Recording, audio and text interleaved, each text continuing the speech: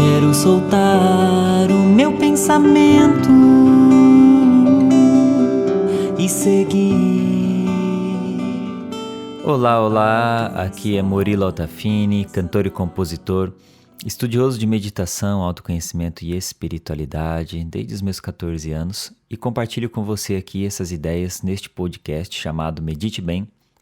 E o tema do episódio de hoje é autoconfiança, o escudo emocional contra a rejeição.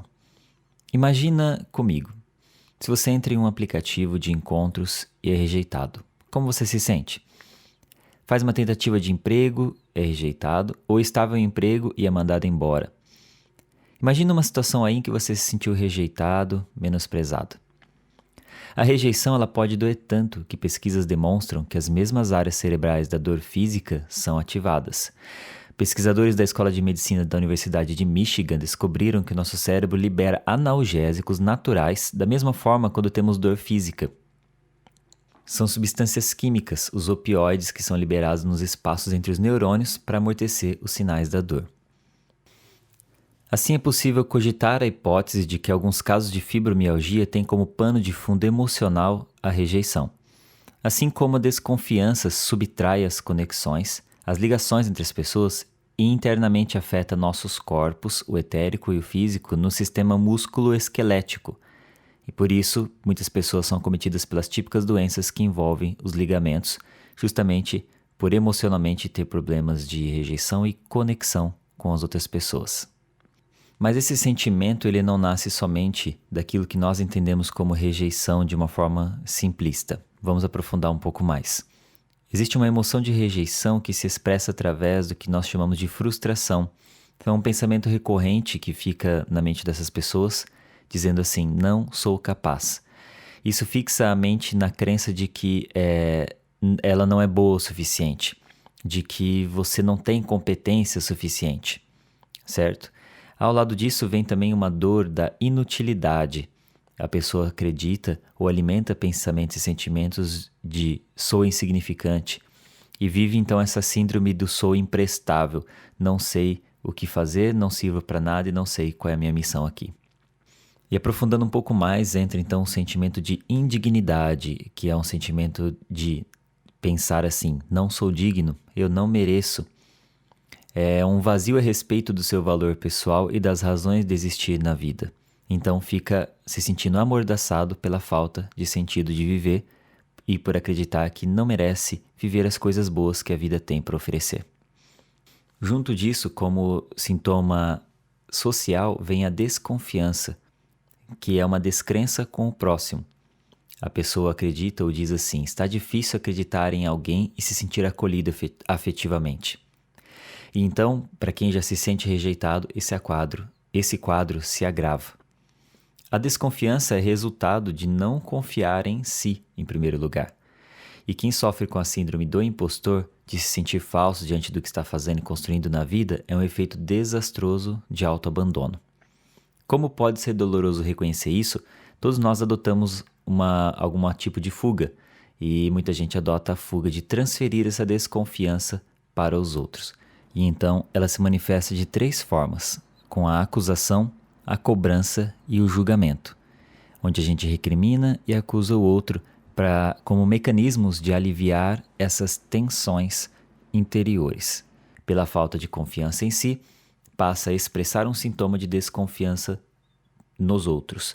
Não confia em ninguém, ninguém é digno de receber o seu carinho, ninguém é digno de receber a sua vulnerabilidade, ninguém é digno de ter uma chance de expressar amor com você, porque você acredita que essa pessoa não está sendo verdadeira ou ela vai te ferir em algum momento. E quem não confia em si vai sempre achar defeito e problemas em todas as pessoas, lugares e todo tipo de convivência e relação, e ficam reproduzindo rivalidade, desconforto e competição. Isso quando, para aprofundar mais ainda, e quando o problema está às vezes mais grave, juntando todos esses sintomas, a pessoa cai numa inveja tóxica, de quem se sente reprovado, discriminado e não aceito. E por isso, o sentimento da inveja tóxica é de que o outro deveria perder o que tem, já que eu não me sinto capaz de conquistar aquilo que eu também desejo e ele tem. Bom, o que a gente precisa começar a entender é que ser rejeitado é uma coisa. É uma situação externa, você ser demitido do emprego, você receber um não de alguma pessoa. Agora, sentir-se constantemente rejeitado é diferente, porque está no nível de emoções e sentimentos, e não de situações do seu dia a dia. O sentir-se rejeitado é parte da não aceitação de nós mesmos. É um distanciamento emocional do amor próprio. É como um aviso de que nós nos distanciamos do autoacolhimento. Nós estamos deixando de sermos gentis conosco e de cultivar o nosso próprio valor, que são atitudes que estão simplesmente sob nossa responsabilidade. Quando alguém nos diz não, a gente se sente momentaneamente afetado por aquilo, mas se você não alimenta dentro de si sentimentos de rejeição, de falta de autoconfiança, automaticamente você supera e se recupera rápido. Uma pessoa que tem um problema de autoconfiança e rejeição constantes, independente das situações externas, ela se sente com todos aqueles sintomas que eu disse, independente das coisas que acontecem com ela. E se as coisas acontecem então, aí vira uma coisa gigante, porque ela vai ampliar todas as pequenas coisas que acontecem e que dizem para ela algum tipo de não, algum tipo de coisa que quebra a expectativa do que ela desejava, né? Bom, se você tem esses sentimentos todos, se você já sentiu assim, provavelmente sim, porque todos nós somos humanos, eu também já tive vários pensamentos como esses, então nós temos que começar a fazer o caminho inverso, de não pensar mais dessa mesma forma ou identificar e conseguir fazer essa autoavaliação a respeito de si mesmo. É ter um contato saudável com as suas próprias imperfeições, porque ninguém é perfeito e ninguém mascarando o que tem vai se tornar melhor, mais perfeito. Então o correto seria ter um contato saudável com essas imperfeições, com aquilo que você considera falho, aquilo que você considera não suficiente, aquilo que você considera que te diminui e que te torna até mesmo esse impostor diante da vida. Então, quando você for estudar os defeitos dos outros, não usar eles para se defender, mas sim para aprender a ser diferente e melhor, porque é natural que a gente observe os defeitos dos outros. Não é possível viver sem observar que a pessoa comete alguma coisa que às vezes até nos afeta. Porém, existe uma diferença entre estudar os defeitos dos outros e observar o defeito dos outros para falar sobre o defeito dos outros para outras pessoas, ou seja, isso é fofoca. Quando você estuda os defeitos dos outros com o intuito de aprender, para compreender o outro melhor e para tentar ser diferente nas suas atitudes, então, ok. Então, ao mesmo tempo, ter um contato saudável com as suas próprias imperfeições e, por outro lado, aprender com aquilo que nós chamamos, entre aspas, de defeitos dos outros, porque eu quero falar mais disso, sobre isso num outro podcast, sobre essa questão de nós chamarmos esses sentimentos e emoções de defeitos, né? Isso fica para um próximo podcast. E, enfim, quando você observa suas próprias imperfeições e os defeitos dos outros, sem usar esses defeitos para se defender, e sim para tentar ser melhor, você começa a ter um contato melhor com aquilo que te torna pequeno diante dos seus próprios olhos, com aquilo que te torna, entre aspas, defeituoso. Então, como exercício, você deve pegar tudo que te incomoda no outro e usar como material de reflexão para entender a sua própria personalidade. Aí que tá. A maioria das vezes a gente projeta as nossas próprias imperfeições nos outros e achamos que eles é que são o portador delas, quando na realidade nós somos os portadores. Então, quando você exercita pegar o que incomoda no outro e usar como material de reflexão para entender a si mesmo, então você começa a perceber que aquilo que o outro sente, aquilo que o outro tem, aquelas atitudes que você às vezes considera repreensíveis, de alguma maneira na sua mente ou no nível até mesmo de atitude, de comportamento, você também expressa de alguma maneira. E é por isso que, ao lado dessa percepção a respeito das falhas alheias e das suas próprias falhas, é imprescindível que você aprenda a ser indulgente com você mesmo, ou seja, gentil com as suas imperfeições. A indulgência é um tipo de tolerância e perdão a respeito daquilo que você percebe que precisa mudar para melhor. Pois bem, nós falamos aqui a respeito da autoconfiança, que quando ela é falha, o sentimento de rejeição aumenta. E a autoconfiança, que eu já falei num outro podcast também que você pode buscar, ela é uma busca pelas nossas habilidades. A autoconfiança ela cresce e aumenta quando você conhece a sua própria utilidade, conhece o seu próprio valor e também faz esforços para que esse valor aumente, duplique, triplique. Por isso, confiança é resultado de autoaceitação, porque automaticamente você, ao buscar os seus próprios valores, ao olhar para dentro de si e se conhecer melhor, você vai encontrar sim tudo aquilo que você tem de ouro, mas também vai encontrar tudo aquilo que você tem de pedras falsas que não valem nada. E é por isso que você vai ter que autoaceitar, vai ter que aceitar. Quando aceitamos quem nós somos, não desistindo de ser uma pessoa melhor, a vida começa a fluir. Aceitar é parar de resistir àquela parte de nós que nós recriminamos, acusamos e rejeitamos. A rejeição de outra pessoa só encontra eco na gente se dentro de nós tem autorrejeição. E se ela aparecer, a mensagem dela é de que estamos nos afastando do auto-amor, do autoacolhimento. Ou seja, quando você aceita aquilo que você é, você para de resistir, você não se rejeita apesar das suas imperfeições. Então, quando o outro fala algo sobre você, primeiro que você já conhece, você já sabia. Então não é novidade. Aquilo que não é novidade, que você já tratou gentilmente, já foi indulgente, já foi gentil consigo mesmo, então por que o outro vai ser capaz de cutucar a minha ferida se eu já estou curando a minha ferida? Por isso que estamos todos ligados, né? Aquilo que eu sinto com aquilo que o outro fala, com aquilo que o outro diz. Então a capacidade do outro me ferir reduz enormemente e às vezes pode chegar a zero. E aí está uma coisa que muita gente não entende, ela terceiriza essa responsabilidade dizendo que os outros é que são violentos. É óbvio que os outros são violentos também e muitas vezes não sabem medir as palavras. Porém, uma pessoa violenta atacando uma pessoa bem resolvida é muito diferente de uma pessoa violenta atacando uma pessoa mal resolvida.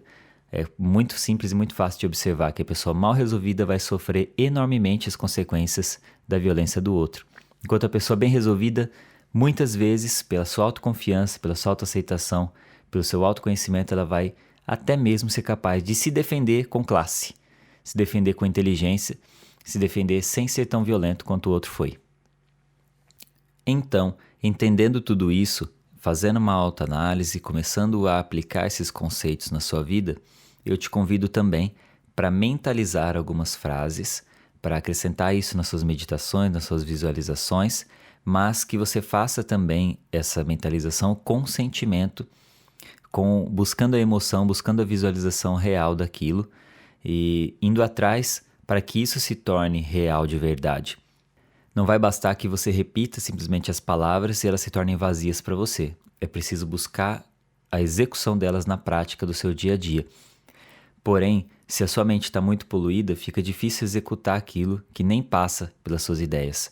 Então a gente medita nessas frases, acrescenta essas frases na nossa mente, para quando for uma situação que a gente precise, elas venham à tona e a gente possa usufruir dessas ideias.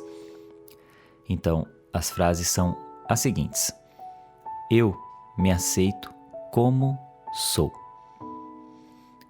Eu confio em mim. Eu acredito nos meus propósitos. Eu tenho esperança na minha melhora.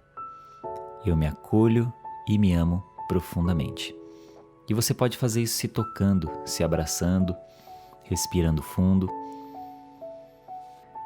buscando entender o sentimento e o significado que existe em cada uma dessas palavras. Eu me aceito como sou. Eu confio em mim. Eu acredito nos meus propósitos. Eu tenho esperança na minha melhora. Eu me acolho e me amo profundamente. Então utilize essas frases como guia, como norte para que você desenvolva racionalmente essas ideias e desenvolva emocionalmente essas ideias. Agora, se a desconfiança for sobre o outro, do qual você às vezes está sintomaticamente expressando, diga assim: eu aceito o fulano, eu aceito a fulana. Então diga: eu aceito o nome da pessoa como ela é. Eu confio na pessoa, você diz o nome. Eu confio na Maria, eu confio no João. diga e busque isso como um norte. Diga, mentalize, imagine, certo? Ah, Murilo, mas se eu confiar demais, essas pessoas não vão me ferir? Talvez essas pessoas tenham atitudes, sim, egoístas e que acabam resvalando em violência de alguma maneira para nós. Agora, se você estiver bem equipada com o escudo da autoconfiança, essas feridas não se tornarão graves ou até mesmo não existirão, porque você confia em você, porque você aceita você, porque você acredita nos seus propósitos, porque você tem esperança na sua mudança e você se ama e se acolhe profundamente. Então você se dá colo, você se protege. Você não espera que o outro cuide de você, você cuida de você. E se o outro cuidar de você, maravilha, são dois. Agora, se ele não cuidar, se ele te deixar de lado, se ele fizer algo que te fira, você não vai fazer isso consigo mesmo. Você vai estar com você. Então é você se dando a mão e se levando, você se protegendo. E o que o outro faz é lamentável para ele, que é muito pior ser o ofensor do que ser o ofendido. Bom, então isso tudo é um exercício emocional em que você vai expressar, sentir e trazer essa confiança, né? Se você imaginar o seguinte, confiar significa fiar com, né? É estabelecer um fio com algo, estabelecer um vínculo de saúde emocional. E em primeiro lugar, esse vínculo é com você mesmo, com você mesma, depois com os outros.